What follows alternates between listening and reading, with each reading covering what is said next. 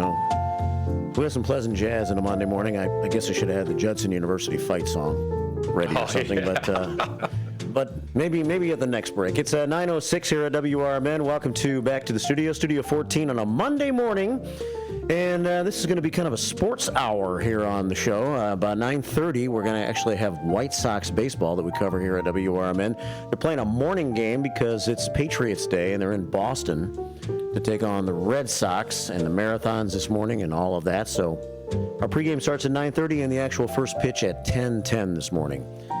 As the Sox go for a rarity, 2 straight wins. 9:06 here at WRMN. We're joined by Judson University head volleyball coach Jake Wallin, and we also have Ryan Cortez here with Explore Elgin area on this Monday morning. And Ryan, thanks for lining this up for us today. Yeah, thanks for having us on today, Mark. We really appreciate it. What's the coordination between Explore Elgin area and Judson University? How did this relationship? Because I know you were the one who kind of arranged this interview today. So you want to talk about that relationship a little bit? Yeah. So one of our main goals here at Explore Elgin area is to find unique events and try to bring them to our community as a host destination. And when we saw that this inaugural event was looking for a place to host it, and Judson being a member institution of the National Christian College Athletic Association, we decided to present the idea to their athletic department. And luckily, Coach Jake and the men's volleyball program there thought that this would be a really fun and cool opportunity to host the inaugural tournament on their campus. Yeah. And give them a chance to compete for a national championship on their home court. So when they gave us the thumbs up to pursue bidding to host this, that's then when we went full speed ahead and did all we could to help bring it to campus. And now we're happy to say that we're hosting the national championship this weekend. Yeah, that's awesome. Well, welcome to the show, Jake. Yeah, no, thank you. I'm stoked to be here, and I'm stoked to not only spread the word of Judson University in the championship that we have upcoming this week, but also just men's volleyball in general. It's the number one growing sport for high school. Is it? Yeah. No, it's been on the rise. There's some sort of statistic out there where it just says that boys volleyball is really taking over kind of high school sports. But it's phenomenal just to have this opportunity. And thanks, Ryan, for setting this up so we could just kind of chat about it and learn more. Yeah. So you played volleyball for Judson University, right? Yep. Yeah. So back in 2017-2018 season, I was recruited as a freshman middle blocker. And so I came on campus at Judson University. And so I played my 4 years there. I graduated in 2021. And then right after that, I started my master's degree. And I also joined the coaching staff. So being a part of the program and understanding the history, I got to continue building the foundation. And luckily, as the years kind of kept on going on, I became the head coach and I got to take over the reins of the program. So where were you from originally? Where did you come to Judson University from? I was actually born at Sherman over here in Elgin. So you're a local guy? A little bit local, yeah. So my parents are from the area. They were born here. In the area and raised here. My grandparents lived in Lockman Circle over there in Century Oaks, but ended up moving around. But I was raised in Belvedere, Illinois. Kind of went to school in the Rockford area. Really? But yeah, I mean, when it came to finding a school, I knew that Judson was the one. But yeah, local. I definitely know the area, and it's cool to just kind of get back to the community, I guess, not only coaching, but also just put it on the map, definitely. That's cool. So Jake Wallin and Ryan Cortez are with us. We're talking about a tournament coming up this weekend. We'll get to that in a moment, but let's just get some general information out there. First of all, what's the National Christian College Athletic Association? That's a mouthful, first of all. But you want to talk about that a little bit? Yeah, for sure. So it's a membership program.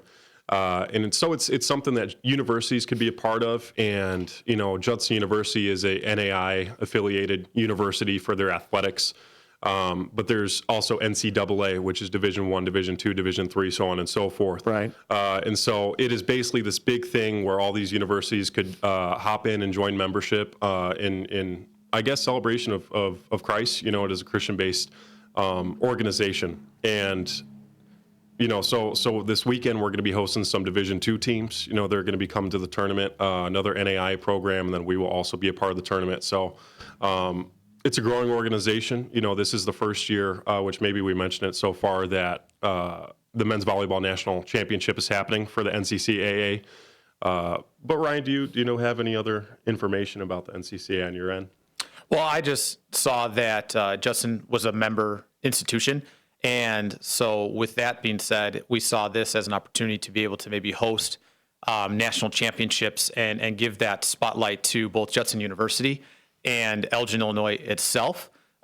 Because when you're able to host a national championship, it helps get the word out about your campus, your university, and your community to a broader audience, because there's member institutions of the National Christian College Athletic Association all over the country. So it's a great way to get the word out about what your university has to offer as a member institution and what your community has to offer, as well as being where that university happens to be located. So that's why when we saw the National Christian College Athletic Association looking for somewhere to host their inaugural men's volleyball national championship, we thought this would be a great way to give Elgin a spotlight and bring a lot of eyeballs to Judson University in Elgin, Illinois, that maybe would have never heard of us before, or maybe thought to travel to our community, or would maybe even able to find Elgin on the map. Yeah. Well, it's interesting. I mean, I'm a sports fan, but quite honestly, not on my radar screen to go watch college volleyball. Yeah. So it's interesting, Jake, that you say that it's a fast-growing men's sport. Yep. And I imagine, not that I wouldn't enjoy going to watch college volleyball, I just don't even think about it. It's not one of the more well-known, or maybe so far hasn't been, one of the more well-known college sports, right? Yeah, no, and I definitely agree. And when I found the sport of men's volleyball, I never intended playing in college. No, that was never a thought up until my senior year. I was actually a football guy, you know, and being 6'6" and 200-something plus pounds, that definitely helped. But entering into the college scene, I didn't even know that they did this at a collegiate level. I was that unaware. But coming and playing and getting recruited, it just made so much sense to come and join the team and join the program. And after coaching and being a part of the culture and in the men's volleyball and volleyball field in general, you just learn so much more about the sport, and there's so many wonderful teams, obviously Judson being one in the local area, but if you're looking at Division I, you got Hawaii, Long Beach State, and a lot of it is really growing on social media. A lot of it is really just finding its place on social media. There's so many clips, so many highlights that you see, and I think once COVID happened, there started to be a little bit more of a draw to playing volleyball. So kind of a weird thing that happened from the I wonder why. Yeah. A lot of people just being bored in their house, and looking for some sort of activity to do, I guess. And I guess that we lucked out because it is growing, at a rapid pace, which I'm stoked about. Yeah. How did you go from being a football player to being Judson University recruited you to play volleyball? Yeah. Even though you weren't a volleyball player in high school? So I was, but I'd consider myself a part-timer. I went to the school called Boylan Catholic in Rockford, and the men's volleyball, or boys volleyball team is what it's called in high school, wasn't very good at the time, but I had a couple best friends that wanted me to join the team. It's the first sport I ever had to try out for, and, with my height being 6'6", yeah. They just said, yeah, you're on varsity, and I kind of looked like a baby deer, just kind of struggling out there, didn't know how to jump or have any footwork or anything like that. So I played for 3 years in high school, but didn't really start taking it seriously until my senior year. But it's really funny how you just find yourself in different places, and receiving the opportunity. My high school coach ended up reaching out to the coach at the time at Judson, with my film, and just said, hey, this guy could continue at the next level and continue playing ball. So that's how I'm here right now. That's how I'm sitting in this chair right now. Yeah, 6'6". I guess it always helps to be tall to play volleyball. So how many players do you have on the Judson University volleyball team? Yeah, so right now we got 23 guys. Really? Yep. For 5 spots? 6 or 7. How many do you put on? There's 6 on the court? Yep, 6 people on the court at one time. If you include the libero, that's coming in and out for playing defense, then that's normally 7 guys. The super interesting thing for NAI is there's no substitution limit at all. So if I decide at any point that, we need to freshen things up, I could substitute 6 guys every single play if I really wanted to. But yeah, no, we got 23 guys on roster. 2 of them are walk-ons. Shout out to them. One from the basketball team, one from the football team. But yeah, no, 23 guys for those 6 or 7 spots. Wow. So, and do they all play? Yeah, so we, every single day we bust our butt in practice. We've been going at it since September every single day, except for the weekends. I like to give them off. But there's a good chunk that plays. We probably got about 12 or 13 guys that find their way into the starting lineup, just with the unlimited substitution rule. Someone knows how to serve very well, they'll end up on the service line. If they could set well, pass well, hit well, then they'll find their way in the lineup at some point, especially if someone's having an off day. I think it's super hard to expect every single athlete to be playing their top game every single match. So that's why it's good to just have that depth, and have those guys ready to play and perform. And with the national tournament coming up, we had to choose 17 guys to limit the roster to. Yeah. And so I'm excited to hopefully get those guys some opportunity if it really ends up lining up that way. So you have the men's volleyball national championship tournament, and it's Friday and Saturday. Yep. Those are the 2 days of the event. So does your gym over there hold a lot of people? Yeah. I mean, I'd like to say so. I'm hoping that we're kind of. I mean, if we break record capacity this weekend, I wouldn't really be complaining too much. But we're going to have a lot of seating in the stands. We're going to have floor seating as well, which might be saved for special VIPs and stuff like that. Mr. Ryan over here could join us down there. Floor seating, you might get hit by a ball, right? You might, yeah. So I'd definitely say, if you're bringing some grandparents or parents and you're a little younger, make sure you protect them from flying objects. Definitely don't want anyone getting hit by any flying balls this weekend. Yeah. So how many teams, how many schools are going to be competing in the national championship tournament this weekend? Yeah, so this weekend it has been dwindled down to four teams. Oh, really? Yeah, 4 total teams. So throughout the year, the NCCAA has different regions. And so within each region, they have a team that qualifies based on the regional game. And so that's how the number got figured out. We have 4 teams, but I know that Ryan's been trying to advocate for boosting the tournament, bringing more teams to the area to compete, hopefully more spectators could sit and watch those games as well. So yeah. So the four teams or schools that are here, who are they? Yeah, so one of them is luckily us, Judson University. Yeah. Being the host team, we get to be a part of the championship, and put our talents on the map and on the grand stage. We have another team called Oakland City University, which I think is from a southern part of Indiana. I don't really know exactly what city, so I apologize, you guys who are over in that program. Yeah. We got Jessup University, which is coming all the way from California. They are a Division II program under the NCAA.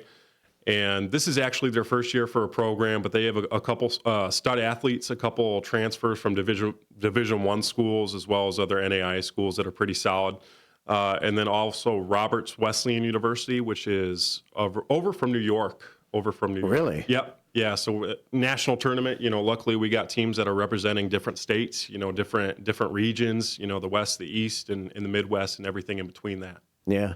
That's pretty cool. 9:19 here at WRMN. We have Jake Wallin with us, men's volleyball coach at Judson University, and Ryan Cortez with Explore Elgin area for a few more minutes, and then we got White Sox baseball about 9:30 this morning on this Monday show.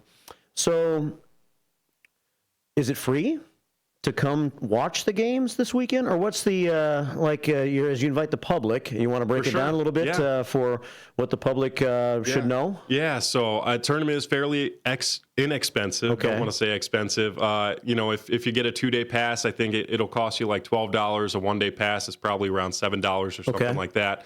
But if you want to buy tickets, you could buy tickets directly online at JudsonUniversityAthletics.com. And there is a link to the championship and the tournament. I think you could also go to NCCAA Men's Volleyball National Championship. There should be a page where you should also be able to purchase tickets to the event. Should also be able to purchase tickets at the door as well. It'll be a wristband system, so once you purchase your ticket, you'll get a nice little wristband, and then you'll be able to walk into the tournament and watch the matches. So there's four schools. So how many total matches will there be then? Yeah, so on this Friday, the first match will start at 10:30. The second match, I believe, will be at let's see. Let me pull up the information just so that I get it right. Yeah, so it'll be 10:30 a.m., 1 p.m., 3:30 p.m., 6 p.m. So there will be 4 total matches on that Friday. And on that Saturday, there will be 2 more matches, one at 10:30, one at 1 p.m. And so it'll be a pool play style tournament where all the teams play against each other. So I'm lucky, that we get to play against every single team. It's not just a one and done sort of situation. And then after that, the tournament committee will get together and determine which teams, perform the best, because it might come down to total wins. It might come down to total sets won. It might come down to total points won. It might even come down to a coin flip, to determine which 2 teams qualify for the championship game, which will be at 5 p.m. this Saturday. 5 on Saturday. So there's only going to be one match on Saturday then? Everything else takes place on Friday? So it'll be 4 matches on Friday and then 3 total on Saturday. 3 on Saturday. Yep. 3 total on Saturday. Okay. 9:21. So on Friday it starts at 10:30 in the morning? Yep, 10:30 in the morning. It'll be going all day long, basically. A big day for volleyball. And, if you can't make it in the morning, hopefully you can make it for the 6 p.m. match, which we'll be playing in. You're playing at 6 o'clock Friday night? Yeah, so we'll be playing in the morning game at 10:30 for those homers out there. And then we'll also be playing at 6 p.m. against Judson University. So that's the California team. Yeah, that's the team from Cali. Mm-hmm. And you'll be playing them at 6. And who do you play at 10:30 in the morning? 10:30, I think that's going to be Oakland City. So we actually saw them earlier in the year, and we ended up beating them 3-1. But they have a really solid team, and a lot of international talent. I think they got like a 6'9" guy on the team, which is really solid. He's giant, man. He towers over me. Yeah, yeah, he's a big guy. What are the sizes of the players on the Judson University? Are you the tallest guy as a coach? I mean, it honestly feels like that sometimes. Maybe that just comes down to recruiting. But yeah, normally anywhere between 6. I think we average out at about 6 foot, to 6'4" ish. We got some tiny guys. We call them the littles. They're more of our defensive players, a little bit lower to the ground. But yeah, we're a little bit undersized, but we make that up with speed. 9:23 here at WRMN. So if you go on Friday or Saturday, is there like a concession stand there or something? Yeah, there will be food. There will be concessions, and of course all the wonderful food in the area. I know that Ryan and Explore Elgin team, they've done a wonderful job in trying to promote all the great businesses in the area. But yeah, definitely going to be pizza and concessions and all that stuff. Yeah. Yeah. Well, that's cool. 9:23 here at WRMN. So how do You've only been playing volleyball. Well, I guess you've been in it now for close to a decade. Yep. Right. Mm-hmm. I know volleyball from a distance, but how do you coach volleyball? I mean, that's got to be interesting to coach, right? Yeah, no, for sure. And every year is different. I think you coach a winning team and a losing team differently. Luckily with the help of our senior class, Elijah Roble, Elijah Gregg, a couple of those guys are captains on the team. They've really been a cornerstone for the program the past 4 years. I mean, it could be really psychological. Luckily, I got my degree in psychology. But I mean, really, you want to push them in practice as hard as you possibly can. You want to make them frustrated. You want to make them feel all those emotions in practice. So when it comes time to game day, they know how to respond. But I mean, definitely if we're not performing, they'll be on the line running. They will definitely be doing some cardio. But for the most part, hopefully we don't have to do that. It's a really good hardworking group, and I'm super stoked for this weekend and excited to see how we perform. So each match goes to whoever wins 3 games first? It'll be best of 5. Yeah, so it'll be a best of 5 sets. If you win 3 out of 5 sets, then you end up winning the match. Yeah. Mm-hmm. And each set goes to 15? Is that right? Each set goes to 25 points. 25? So, yeah, 25 points. It's a long one. I feel bad for the guys who are jumping a lot. Their knees are probably shot, by their senior year, but that's what ice is for. But the fifth set, that goes to 15, and if it's going back and forth, 14, 15, 15, you got to win by 2. Yep, got to win by 2. Mm-hmm. Yeah, and the only way you can score a point is if you're serving, right?